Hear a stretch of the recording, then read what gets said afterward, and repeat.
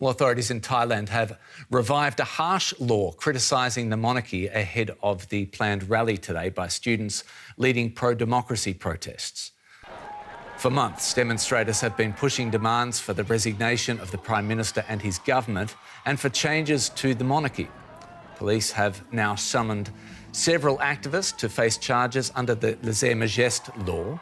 It forbids insults against the royal family and carries a sentence of up to 15 years in prison.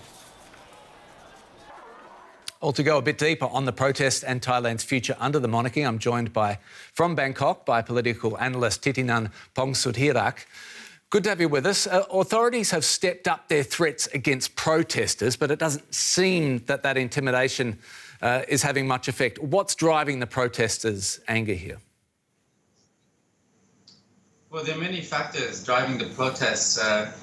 Basically, I think the young generations, basically after 1980, people who are younger than 40 years old, they have seen that Thailand has been stuck.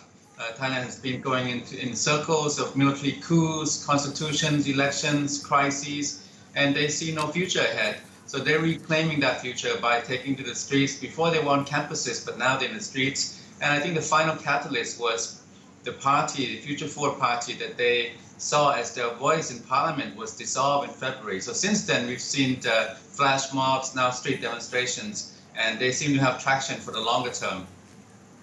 The government has now charged 12 protesters with royal defamation. Questioning the monarchy has been seen as almost treasonous in the past. What makes this so significant?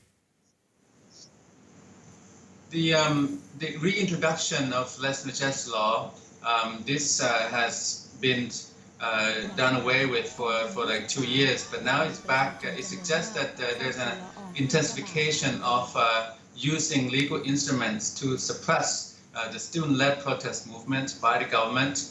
The authorities think that using this law is a very draconian, very tough law, will decapitate, they can arrest the student leaders, and then they hope that will be enough to undermine and decimate and put an end to this protest movement. But the student protest movement is very horizontal, so it'll be interesting to see if if the authorities arrest the student leaders, if the protest movement can still continue, because they have other people who are willing to come up and take the leadership roles, I think.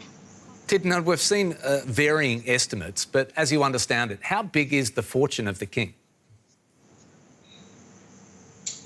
Oh, that has been published in various publications. I'm not an authority on valuations of different kinds of assets, but I think that the numbers are out there and they're in billions of dollars, yes. Thitinan Pongsudhirak in Bangkok, thanks so much. Thank you.